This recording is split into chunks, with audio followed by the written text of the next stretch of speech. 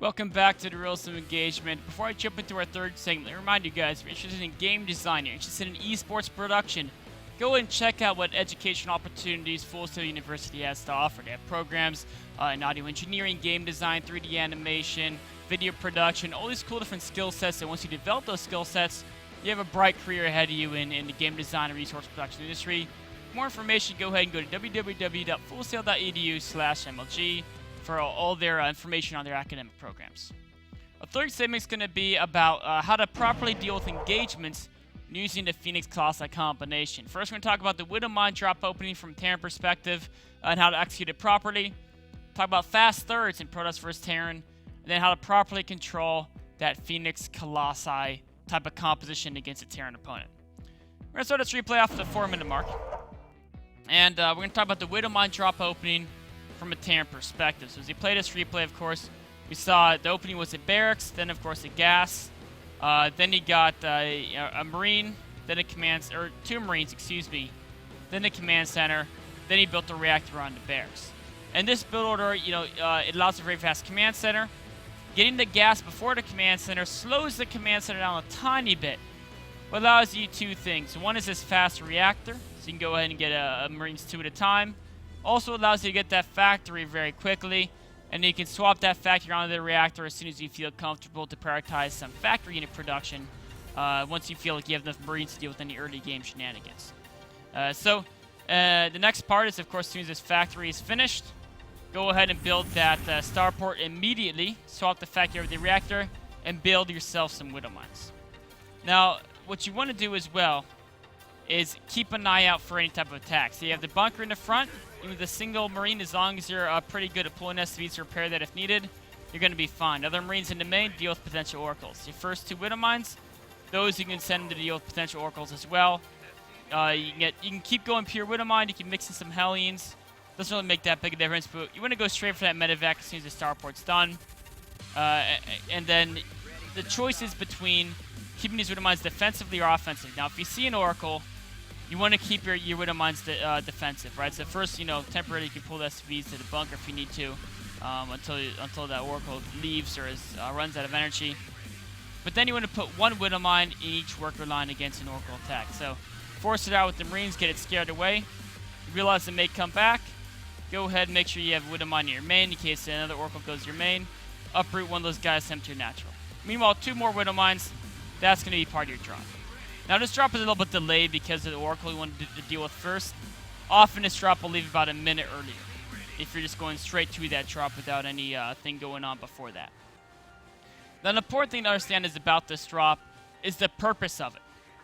You have to realize you expanded fast, you're not cutting any SV production, and ideally you're getting a fast third CC as well. So you're not going to be economically behind, right? Look at this. He's behind by 5 workers against an opponent who fast expanded. Hellokitty went for a very fast expansion this game, by the way. So you're not going to be behind economically, right? Your mules are more than enough to deal with that worker difference. So you don't need to kill probes, you don't need to do damage. The primary purpose of this is to scout your opponent. So you see, okay, all these buildings, he's probably not getting fast upgrades, right? That's already a win. Oh, see this? Or box bay? That's already great too. That's the primary purpose, is to get that scout. Now, Photon Overcharge is going to force that medevac away. It's also going to stop these Hellions from coming in. The second priority is to avoid losses, right? So this is where you kind of got to try to loop around the main maybe and try to escape. Instead, he tries to drop and get some damage done. And that doesn't work out too well. He kills 1 stalker, but he loses 2 Widow Mines in Marine, and the medevac actually starts to go back to save him instead of escaping. And now, of course, the medevac's still not escaping.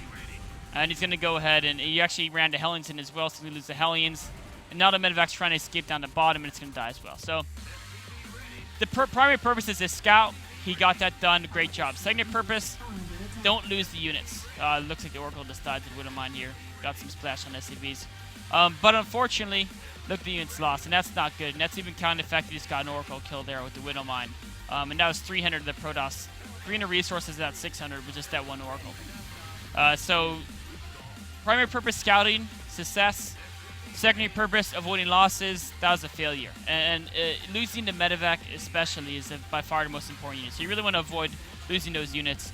Don't worry about dropping units. If you can run away home, not kill a single unit, it's still fine. You don't need to do damage because you're expanding. You got your 3rd CC on the way. It's a macro build, right? You don't need to do you don't need to get damage done. Now, in fact, let me rewind this a bit. So to make an important point here. Remember when we saw Hellokitty versus Tasia on Whirlwind? How the fact that he waited for 3 Colossi before taking the 3rd base? That was because Tasia didn't lose anything, and he didn't take a fast 3rd. But in this situation, Hellokitty, right, he's already killed the medevac. He knows he's ahead as far as army strength goes. He can take a very fast 3rd base. So, if one of 2 things happens as a Protoss player, you either get a favorable trade early in the game. You kill their drop without losing much. You kill some Marines, your Oracle kills a bunch of units. Whatever happens, you get a favorable trade early. Or if you scout your opponent, like let's say your Oracle sees a fast 3rd CC, something like that. If you scout your opponent going to fast 3rd CC, or you get a favorable trade, take a fast 3rd, right? As soon as you get your first Colossus out, go ahead and throw that Nexus down. Because you can afford to, right? If you take a fast 3rd CC, you don't have many units.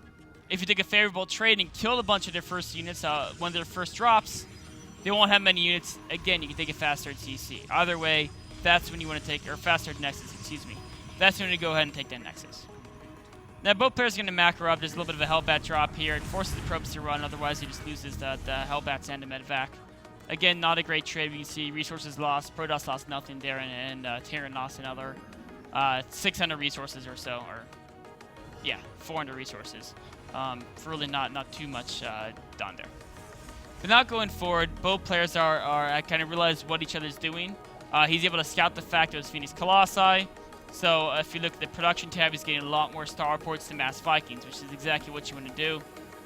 I mean, really, you only need 2 with reactors and never miss a beat in production. That can work, but you know, he's just saying, why not? Let's get a whole bunch of them, just to really make sure I can get a ton of Vikings. And this is where it's important as Phoenix Colossi to understand a simple fact about engagements when you use it as Phoenix Colossi Force. You only have to win either the air battle or the ground battle, right? So if you know you have more Phoenix and you're stronger in the air, your priority is keeping the Colossi and Sentries alive. Once you kill the Vikings with your Phoenix, your Colossi and Sentries can kill all the bio, because you can use force fields to keep the bio away from the Colossi, and the Colossi can use your spear range, kill all the Marines and Marauders and Hellbats in the world. Now the other option is you have less air units, right? They have a bajillion Vikings. In that case, you realize the Colossi aren't going to survive. They're just not going to. So your priority, instead of focusing on keeping the Colossi and Sentries alive, is instead to say, okay, if he has a billion Vikings, he doesn't have many medevacs. And he doesn't have a huge bio army. Which means their priority should be, well, the Colossi are going to die, make sure they kill as many of these bio units as possible before they die. Right? And then I can warp in charge lots, I can transition to Archons, you can see your production tab.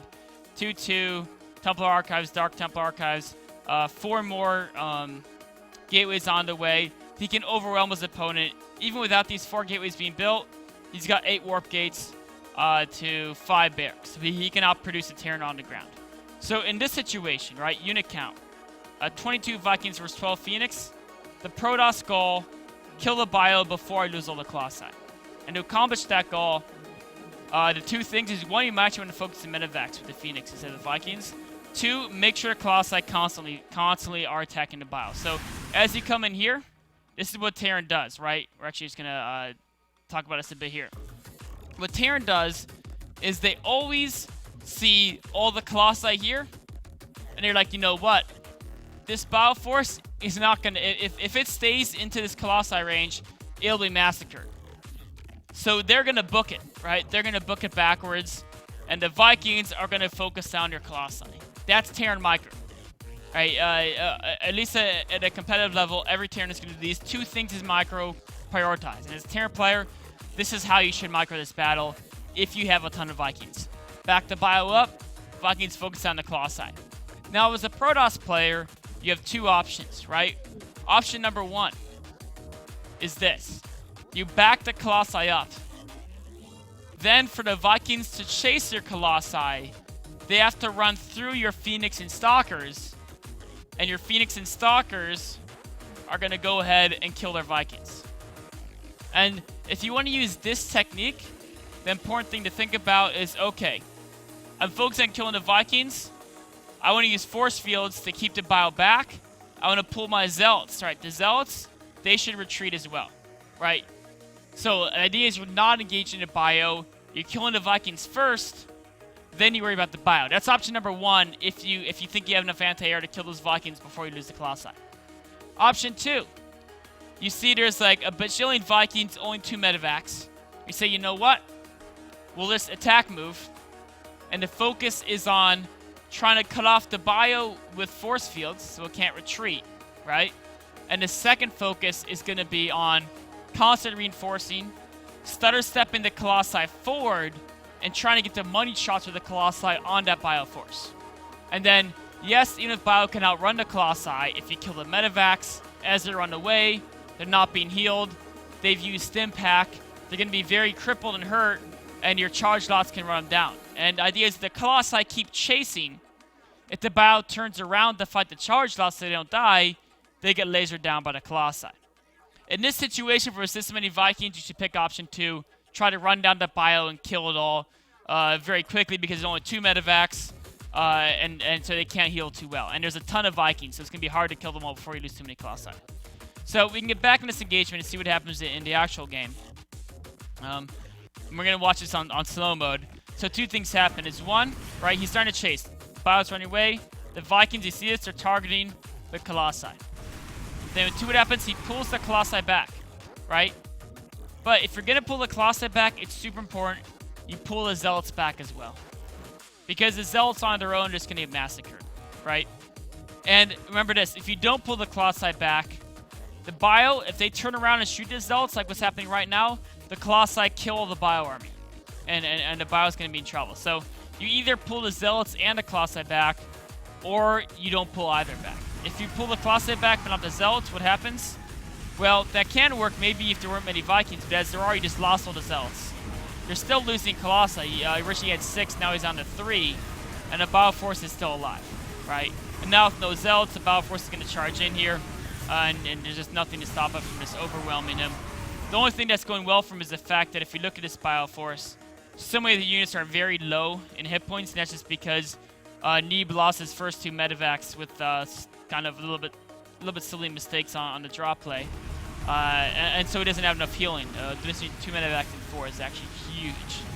And so imagine if he just was able to get 1 more Colossi swipe on the bio, if he was able to keep those Colossi going forward, or if he saved his Zealots' lives, pulled them back, and had 10 more Zealots in this engagement. Also, he could have done much better. Not like he'd win, right? I mean, even if he won this engagement and killed this bio, Neeb would just retreat with the Vikings, and then he'd still be on 5 bases versus 3, right? It's not like he's guaranteed to win, but it is the proper way to control those engagements with the Phoenix Colossi combination. As is, once he realizes there's no Colossi, he just lands the Vikings, uses them to finish up, and then once his third Nexus is going to go down, that's going to be pretty much the game's more desperate weapons, but it's pretty much all over, and Hellokitty's going to go ahead and lose. So the important thing to think about in this game, number 1, again, is Terran. Remember I talked about earlier with Tasia. Opponents going to Phoenix Colossi, get a ton of Vikings. But the most important thing is how, as a Protoss, when you're controlling this competition, you either prioritize killing the Vikings and keeping all your ground alive, and then deal with the ground army. So back up everything until you can kill the Vikings, pick them away. Ideally, you get Storm 2 or some Archons to use that splash damage, focus on the Vikings. Or number 2, try to attack, move through, and prioritize trapping the bio with force fields. So even if the Vikings kill their Colossi, by the time the Colossi are down, they've done their job, killed enough of the bio army that you have a dominant ground force, and their Vikings either have to run away, or you can actually kill them with a Stalker warp in, or if they land your Zealots, of course, you're going to chop them to pieces. This wraps up our 3rd segment, Rules of Engagement. We'll take a short break and be right on to the Q&A.